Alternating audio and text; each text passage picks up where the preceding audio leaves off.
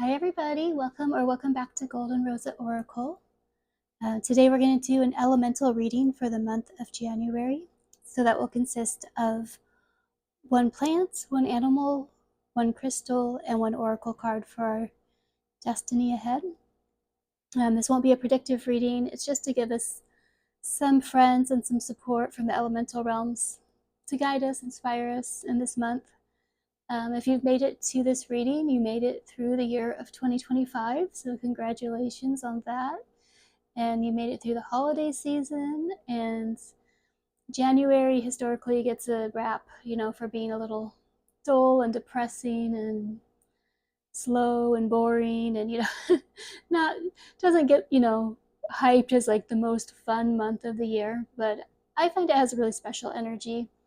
It's, at least for me, a year, or sorry, it's a month of, it's kind of a liminal time. So it's like the last year is behind us. The new year, for me personally, doesn't really start until like the Lunar New Year, which this year is the 17th of February. So as you can see, I have the snake here representing the fact that we are still in the year of the snake. So you may still be feeling this energy of shedding old patterns, shedding old identities, moving into new realms in your own consciousness.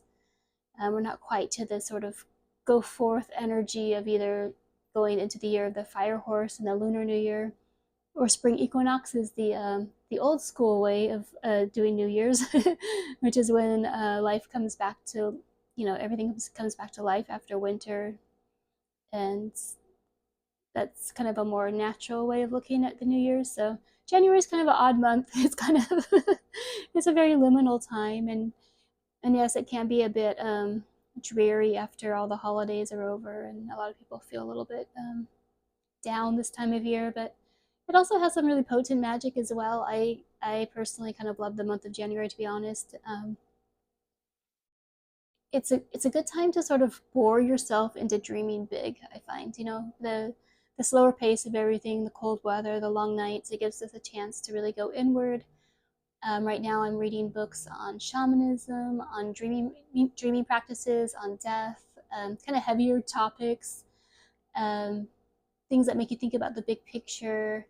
But also, it's like this very like imaginal realm too. I always kind of, in a way, purposely bore myself this time of year so that I get that sort of pent up energy.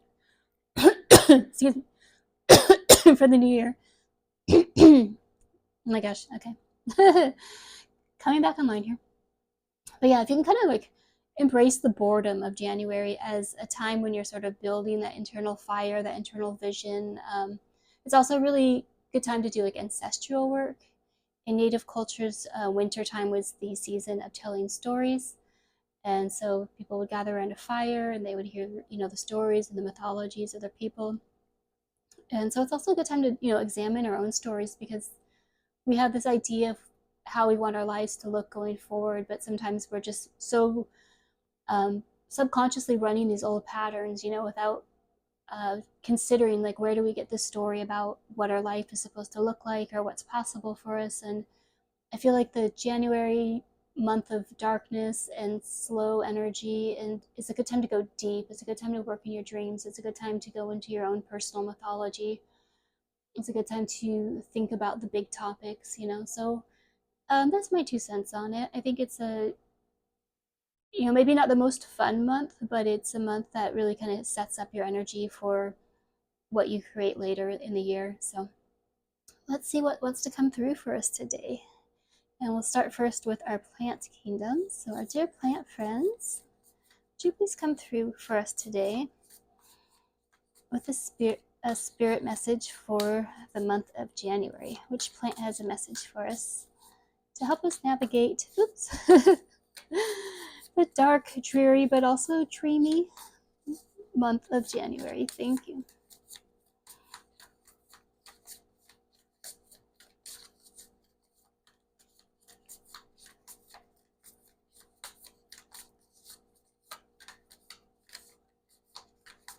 And I hope everyone's doing okay out there. I know this time of year can be a little depressing sometimes.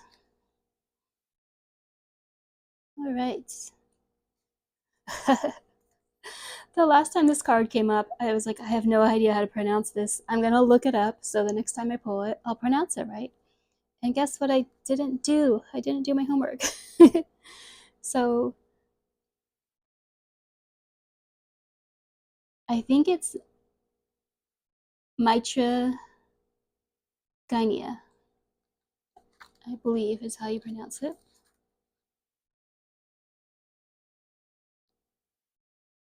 And I love that its energy is shape shifting.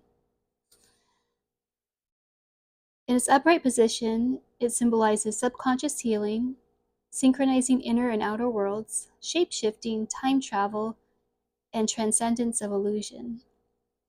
When it's reversed or in its negative aspect, it represents obsessive thoughts, illusionary facade, addiction, self abandonment, and unable to grow, stagnancy.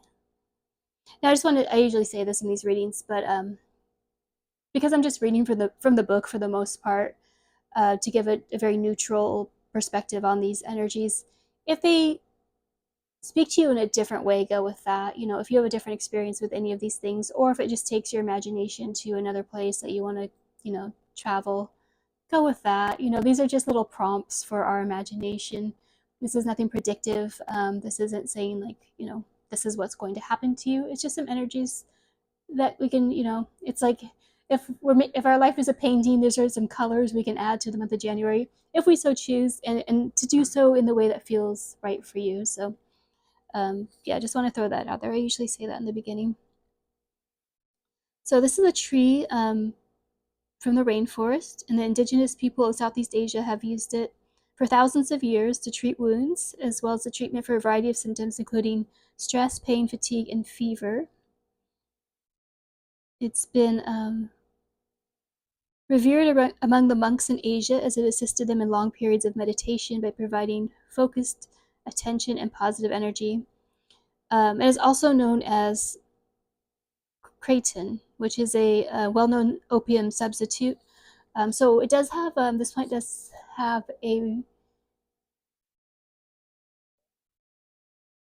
has a use as being used for withdrawing from opium addiction, which is interesting because opium is, that sort of addiction is sort of the addiction of going like into the dream world in a way that's escapist, where you're leaving the day-to-day life behind completely in a sort of maladaptive way, so it's interesting that this energy of this card is about shape shifting. It is about that dream state that's, like when people use a plant medicine such as opium, it's usually to transcend or sort of day-to-day reality or float away from it. There can be a shadow side to that. We don't want to go too far. We want to go far enough sometimes, and I'm not saying with opium specifically, but in our consciousness sometimes it's good, to like in January, to sleep in, to dream, to open ourselves up a little bit more, to be a little more dreaming, a little less focused, like that can really open up some deep creative channels or spaces in our consciousness that need healing. It says the balance side of I almost said mitochondria. Mitra Gaina represents the ability to shapeshift and adapt across realities. Like the dragonfly, it grants us the power to break through the illusionary facade we accept as reality, providing us with freedom from pain in order to break through limiting illusions. Yeah, that's what I was trying to say. It's like this dreamy energy. When we're not escaping into it, it can sort of uplift our vision. That's what I was talking about. In this time of year, it's a really great time to work with like our dreams, to do dream work because of this, the long dark nights and the boring days. They're ideal for diving really deep into ourselves. It helps us initiate subconscious healing from trauma experienced from the endless cycle of pain and suffering. Once again, going back to studying our own stories and mythologies about ourselves and our ancestors, and where do we get these patterns, and how are they continuing to play out, and how can we kind of dream a little bit outside of that and try to see outside of ourselves. It's a little hard, that's why we need these sort of liminal states like our dreams. It invites us to seek out the parts of our habits that have gone unnoticed, unchanged, and stagnant, Ask yourself, have I tended to the changes I want to make? Don't get lost in a labyrinth of self doubt. Break free from elusive belief systems that hold back your transformation. All right, so that's a really beautiful message for us. And I know this plant has, it's got a reputation, it can be abused, and I'm not, none of my readings am I ever saying to go out and take this substance. But all plants have a spirit, just as all living things do. They all have an energy, and they all have these archetypal energies that they can initiate us into. And we can work with these energies just by meditating on the plant, or just by meditating on these types of energies, or doing other things. Maybe taking a long hot bath for you helps you get into a more dreamy, relaxed state. Maybe listening to certain music, or taking a beautiful winter walk through the woods. So I'm not telling anyone to consume anything here. I want to be very clear about that. Please only consume plants, and according to your own highest intuition, and ideally with I should say, just from, if your doctor approves, that's ideal, if you have a doctor. So anyway, it is a beautiful energy when we think about this dreamy, shape-shifting energy. Very ideal for this time of year. Thank you. And let's go on to our animals now.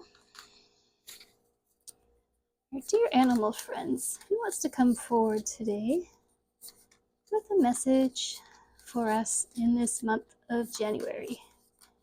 This fresh new beginning, which also feels like a bear's hibernation cave. We're not really beginning anything yet, usually, right? Just a new page on the calendar right now. My dear animal friends, who wants to come forward with a spirit message for us for this month of January, please?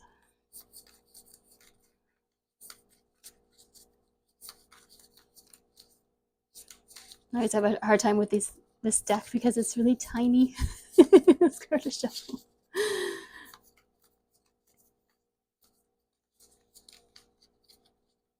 And if you haven't watched me before, I only read the jumpers, so I have to wait till one pops out of its own accord. That way I know I'm not just picking something with my brain. Ooh, we got a hyena. Interesting. Let's see what the hyena is about.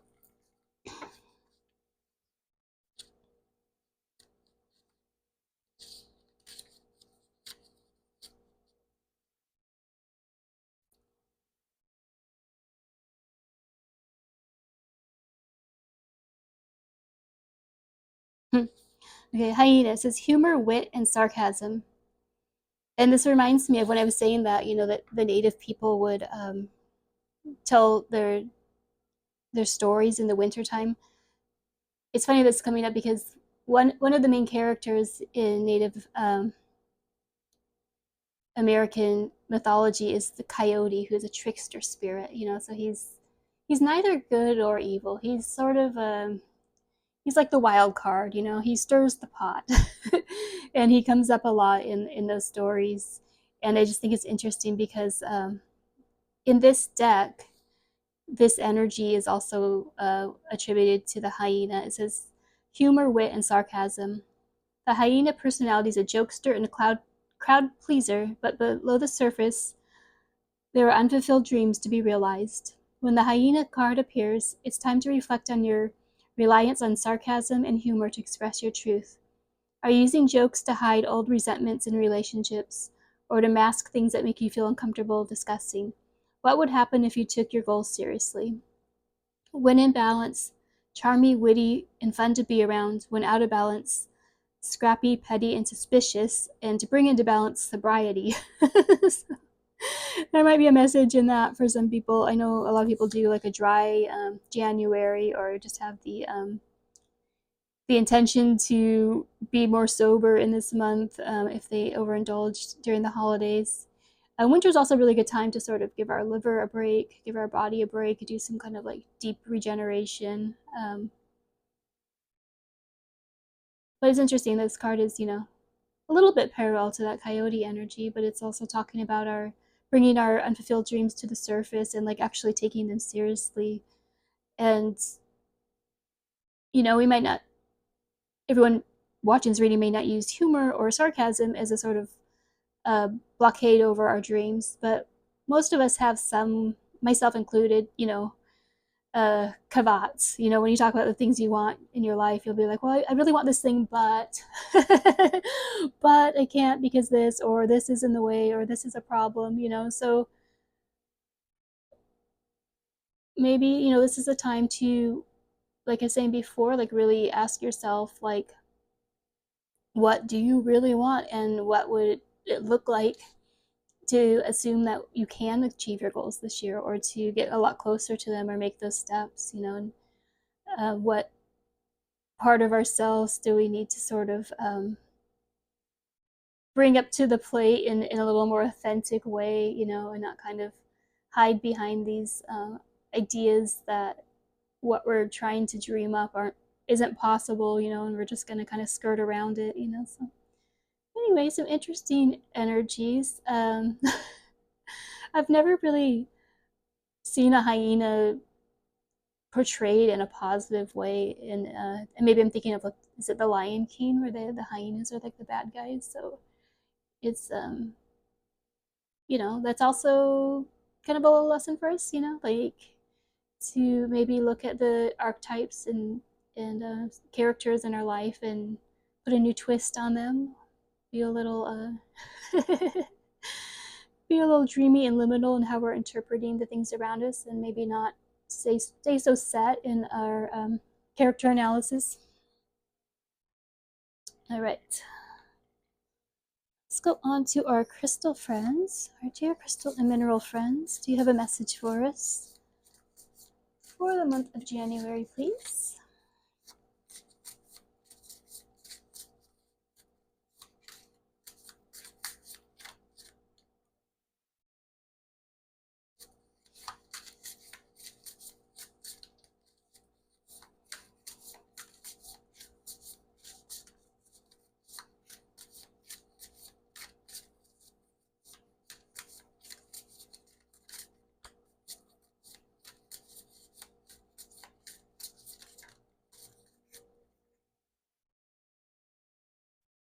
All right, cool. We have the fluorite crystal,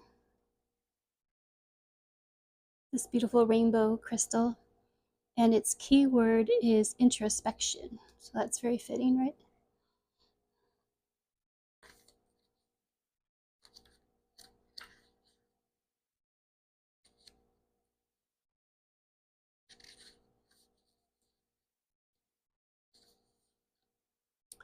Keywords are self-sufficiency, confidence, and free thinking. It says introspection is an essential part of your self-actualization and spiritual progression. Take the time and space to look within to examine emotions, thoughts, strengths, and weaknesses. Address your grievances and ask yourself questions as a way to check in. Take guidance from the star Astron of the Canes Venatici constellation. Astron is depicted as a hound, a hunting dog, that plays as a metaphor for you to take a deep dive to hunt for inward answers. Astron is a representation of your willingness to make an effort to refocus your mind, emotions, and thoughts to head in a direction that gives you the opportunity to grow and develop spiritually. Mindful, healthy reflection can bring you back to yourself, connecting you to your body, emotions, thoughts, and spirit. While self-reflecting, use fluorite to repair and cleanse your auric field while simultaneously activating your chakras. Fluorite will keep you calm in the midst of chaos and over-analytical thoughts, and urges you to be flexible to think freely rather than boxing yourself in. What we were just talking about, right? Fluorite boosts your self-confidence so you can speak your mind and articulate your thoughts and ideas. It also urges you to be self-sufficient and not put all your happiness in the hands of others, but rather to find it within yourself. Using fluorite while in meditation can help to release blockages and old lingering emotions, allowing you to make the changes you need to move forward in life. And the mantra is, I look inward to gain insight and answers. Yeah, that's exactly on brand. Sorry, I hate the word brand. I can't believe it just came out of my mouth. But yeah, that goes with the message of going inward and really examining ourselves in this kind of slower, quieter month before we move forward with the action part of the story. All right, let's finish up with one more card from the Sacred Destiny Oracle just to get a final message from Spirit about this month, this fresh new start we have before us. Dear Spirit, do you have a message for us for this month of January, please?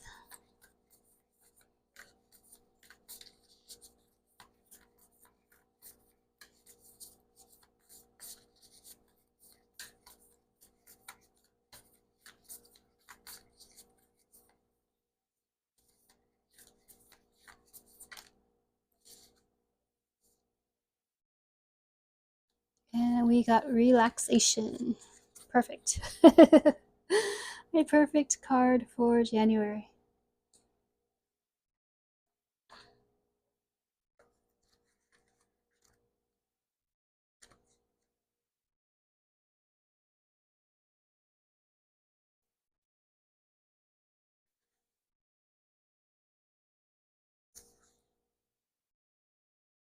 Because when you receive this card, relax. All is well.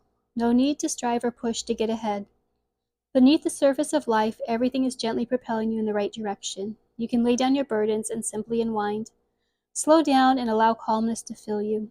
When you relax and relinquish control, your intuition expands, and you create the space for your spirit guardians to help you. Additionally, it's vastly easier to heal and have positive outcomes in your life when you are rested and not filled with worry and a need to control outcomes. Lie back, stretch out, and watch magic unfold in your life. Yes, I say yes to all of that.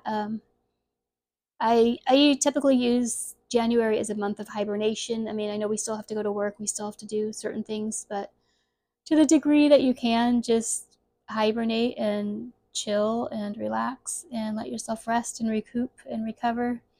I think the better set up you are for everything that comes next. So anyway, I hope this reading finds you well. I hope you found a little inspiration and uh, enjoyed hanging out with you today. And thank you for being here.